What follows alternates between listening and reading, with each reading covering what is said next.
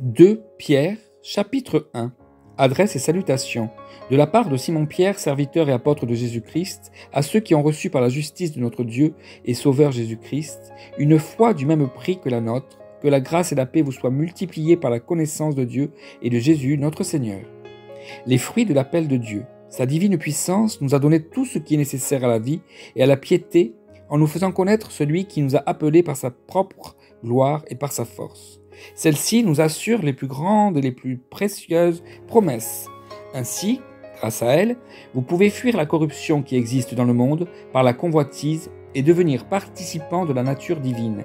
Pour cette raison même, faites tous vos efforts afin d'ajouter à votre foi la qualité morale et à la qualité morale la connaissance, à la connaissance la maîtrise de soi, à la maîtrise de soi la persévérance, à la persévérance la piété, à la piété l'amitié fraternelle, à l'amitié fraternelle l'amour. En effet, si ces qualités sont en vous et se développent, elles ne vous laissent pas inactifs ni stériles pour la connaissance de notre Seigneur Jésus-Christ. Quant à celui qui ne possède pas ces qualités, il est aveuglé par sa myopie. Il oublie qu'il a été purifié de ses anciens péchés.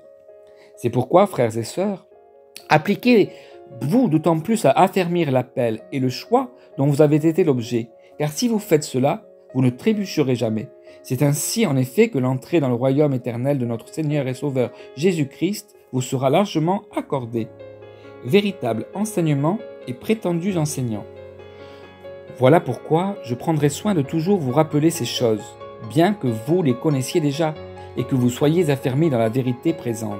Oui, j'estime juste de vous tenir en éveil par mes rappels, aussi longtemps que je suis dans cette tente, car je sais que je quitterai bientôt ce corps, comme je sais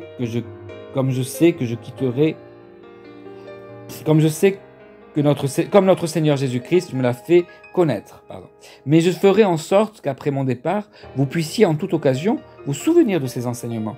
En effet, ce n'est pas en suivant des fables habilement conçues que nous vous avons fait connaître la puissante venue de notre Seigneur Jésus-Christ, mais c'est après avoir vu sa majesté de nos propres yeux.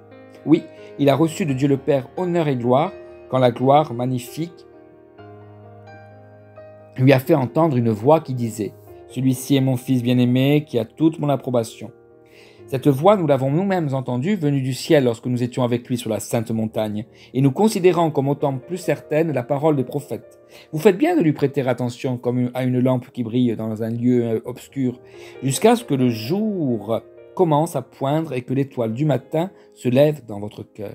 Sachez avant tout qu'aucune prophétie de l'Écriture n'est une affaire d'interprétation personnelle, car ce n'est jamais par une volonté d'homme qu'une prophétie a été apportée, mais c'est poussé par le Saint-Esprit que des hommes ont parlé de la part de Dieu. Amen. Amen.